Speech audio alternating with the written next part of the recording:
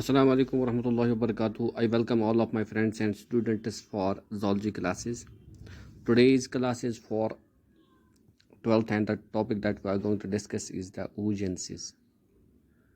जैसा कि आप जानते हैं कि oogenesis वो प्रोसेस होती है जिस प्रोसेस के ज़रिए ये जो ओम होता है और egg it is formed in the ovaries of female. The process of formation of ovum in the ovaries of a female is called oogenesis. वो प्रोसेस जिस प्रोसेस के ज़रिए एग और ओवम बनता है इन फीमेल ओवरीज उस process को कहते हैं हम oogenesis. तो ये जो प्रोसेस ऑफ oogenesis होती है तो ये स्टार्ट होती है इन द ओवरीज.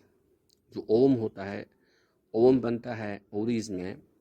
तो ये जो ओवरीज होती है इनके जो आउटर लायर होती है that is lined with the visceral peritoneum.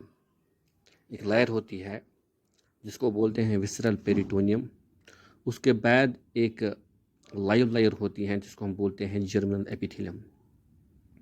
तो ये जो जर्मिनल एपिथेलियम लायर होती है ये टेस्टिस में भी होती है और ओवरीज में भी होती है. लेकिन ओवरीज में जो जर्मिनल एपिथेलियम लायर होती है इससे बनते हैं जर्मिनल इससे बनते हैं oogonal सेल्स या oogonum मदर सेल जिसको बोलिए oogonum सेल्स और oogonum मदर सेल्स बनते हैं वहाँ से. तो ये जो जर्मिनल एपिथेलियम होता है इससे बहुत सारी सेल्स बनती हैं जिसको बोलते हैं egg nest of follicle sales. तो बहुत सारी सेल्स बनती हैं. तो ये जो सेल्स होती है फिर जाती है ओवरी के सेंटर में.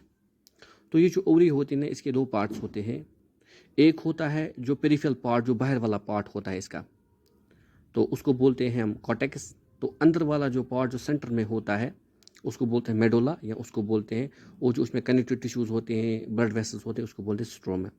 तो सेंटर वाला जो पार्ट होता है उसको बोलते हैं मेडुला. ठीक है. तो ये जो फॉलिकल सेल्स होती हैं ये फिर मूव करती हैं मेडुलर रीजन में इस सेंटर में मूव करती हैं. तो इसके बाद क्या होता है मगर बनती हैं ये जर्मिनल एपिथेलियम से. फिर जब बहुत सारी सेल्स जो बन उनको बोलते हैं egg nest of follicle sales. तो वो जो सेल्स फिर जाती हैं मेडुलर रीजन में. तो इनमें से एक सेल फिर स्टार्ट ग्रोइंग करते हैं उसको बोलते हैं हम प्राइमरी oocyte. तो ये जो प्राइमरी oocyte सेल होती है जो इन्हीं फॉलिकल सेल से बनती है जर्मिनल एपिथेलियम सेल से बनती हैं. तो ये 2n नंबर होती है. दैट मीन इसका जो क्रोमोसोम नंबर होता है वो है 46 क्रोमोसोम नंबर डिप्लॉइड होती है. इसका मतलब ये जो सेल होती है ये होती है डिप्लॉइड. ठीक है. डिप्लॉइड होती है. तो oogenesis जो होती है ये प्रोसेस ये 3 स्टेज में कंप्लीट होती है. तो सबसे पहला जो स्टेज इसका है वो है मल्टीप्लिकेशन फेज. तो मल्टीप्लिकेशन फेज में क्या होता है मल्टीप्लिकेशन फेज में क्या होता है कि ये जो जर्मिनल एपिथेलियम होता है इससे बनती है oogonum सेल्स. बहुत सारी oogonum सेल्स बनती हैं. उसको वो माइटोटिकली डिवाइड होती हैं. 2n नंबर होता है क्रोमोसोम इनका 46 क्रोमोसोम नंबर 2n होता है. डिप्लॉइड होती है सेल्स. तो मल्टीप्लिकेशन फेज में क्या ये डिवाइड होती है जर्मिनल एपिथेलियम लायर. इससे बहुत सारी सेल्स बनती हैं. उसके बाद क्या होता है उसके बाद जो दूसरा फेज होता है वो होता है ग्रोथ फेज. तो ग्रोथ फेज में क्या होता है कि ये जो बहुत सारी फॉलिकल सेल्स होती हैं इनमें से कुछ सेल्स जो होती हैं वो स्टार्ट करती हैं ग्रोइंग. वो बढ़ जाती है. उनके अंदर जो होता है ना जो एग होता है और बाहर से फॉलिकल सेल्स होती है. तो और अंदर से इनको एक कैविटी बनती है जिसको बोलते हैं हम एंट्रम. तो ये बनता है ग्रेफिन फॉलिकल. उसको बोलते हैं हम ग्रेफिन फॉलिकल. तो ये स्टार्ट करता है ग्रोइंग जब स्टार्ट होगी ग्रोइंग तो उसके बाद क्या होता है तो इसकी फिर डिवीजन होती है. तो सबसे जो पहली डिवीजन होती है वो होती है meiotic division that mean reduction division. क्योंकि ये 2n नंबर होता है तो जब डिवीजन होती हैं तो इसका जो इसके दो सेल्स बनते हैं पहले मियोटिक डिवीजन में. तो क्योंकि ये बढ़ जाता है उसकी ग्रोथ फेज इसका हुआ होता है उसके बाद जो होता है इसका डिवीजन स्टार्ट होता है. तो पहले जो मियोटिक डिवीजन होती है तो ये जो oogonum सेल होती है प्राइमरी oogonum सेल होती है डिवाइड होती है. तो ये बनती है सेकेंडरी oocyte और एक पोलर बॉडी बनती है.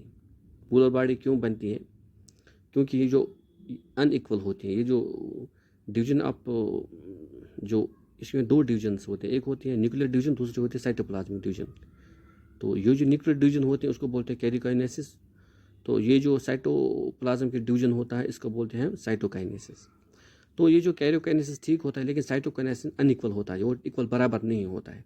तो इसका मतलब ये होता है कि एक जो सेल होती है जो सेकेंडरी ऊ साइट होती है उसमें बहुत सारा साइटोप्लाज्म रहता है और बराबर हैप्लॉइड क्रोमोसोम नंबर रहता है। दैट मीन्स उसका 23 क्रोमोसोम नंबर होता है। और ये जो पोलर बॉडी होती है ना, इसमें भी 23 क्रोमोसोम नंबर रहता है, लेकिन साइटोप्लाज्म बहुत कम रहता है और इसका साइज छोटा रहता है।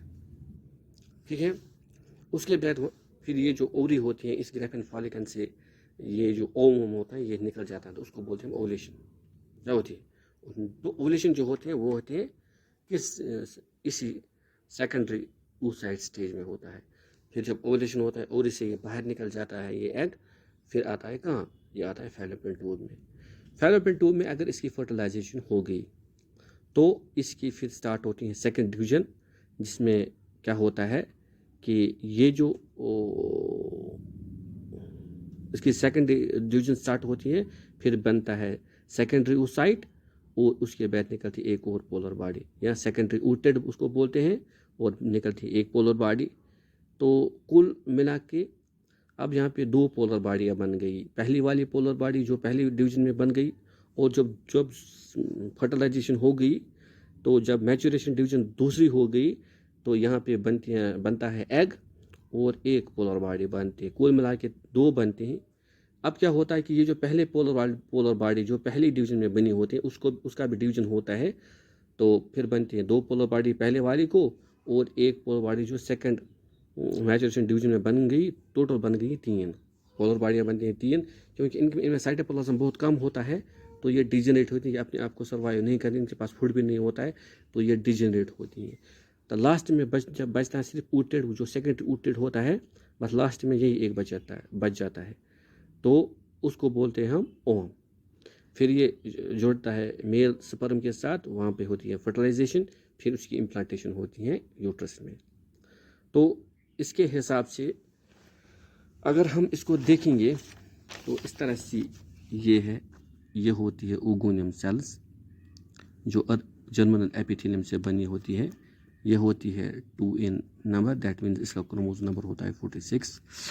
तो इनमें से एक जो सेल होती है वो स्टार्ट करती है ग्रोथ, उसको बोलते हैं प्राइमरी oocyte। तो ये ग्रोथ स्टार्ट करती है, तो ये होता है इसका ग्रोथ फेज। तो ग्रोथ फेज में क्या होता है कि ये जो ये जो जेनेटिक मटेरियल होता है ये डबल हो जाता है, बढ़ जाता है, और साइटोप्लाज्म में भी ज़्यादा बढ़ जाता है। तो इसके बाद होती है इसकी पहली रिडक्शन डिवीजन। तो जब पहली रिडक्शन मियोसिस होती है, फर्स्ट मियोसिस डिवीजन, तो वहाँ पे बनती है सेकेंडरी oocyte और एक बनती है पोलर बॉडी। तो ये जो पोलर होती है ये बनती है पोलर बॉडी, तो ये बनती है सेकेंडरी ओगोनियम।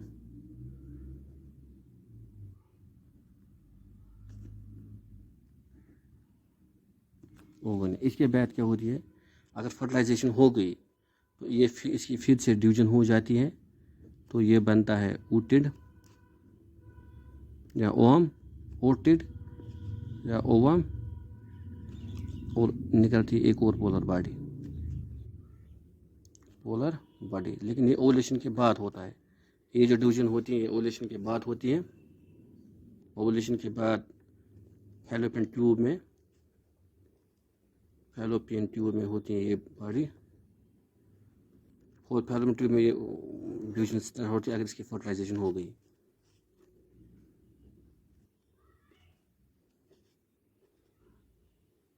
अगर इसकी फर्टिलाइजेशन होगी तो फिर बनता है ओवम। इसके बाद क्या होता है कि ये जो पहली वाली पोलर बॉडी होती है ये भी डिवाइड होती है। पहली वाली जो पोलर बॉडी होती है ये भी डिवाइड होती है, इसके बनते हैं दो पोलर बॉडी। फिर ये जो 3 पोलर बॉडीज होती है, तो ये डिजेनरेट होती है, फिर ये डिजेनरेट होती है तो ये ख़त्म होता है। कुल मिला के तो लास्ट में जो ओजेंसिस होती है इसमें सिर्फ एक ही ओहम बनता है लास्ट में, लेकिन इन केस ऑफ सुपरमेटेड ओजेंसिस वहाँ पे 4 सुपरमेटेड्स बनते हैं, यहाँ पे लास्ट में एक ही बनता है। Thank you my dear friends for watching me.